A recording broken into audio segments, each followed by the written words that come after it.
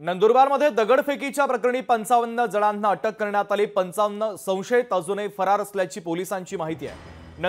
नंदुरबार शहरात पूर्वपदावर अज्ञात पोलिसांना यश आलं। नागरिकांना अफवांवर विश्वास न ठेवण्याचं आवाहन देखील करण्यात आलेलं आहे। तर गुरुवारी 2 गटातील दगडफेकीमुळे शहरामध्ये तणावाचं वातावरण निर्माण झालं होतं आणि त्यानंतर मात्र पोलिसांनी या प्रकरणी 55 जणांना अटक केली आहे। तर अद्यापही 55 संशयित फरार असल्याची माहिती पोलिसांनी दिलेली आहे।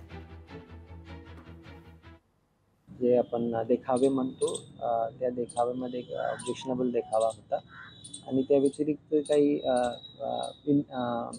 अनवॉन्टेड पॉस्चरिंग होती।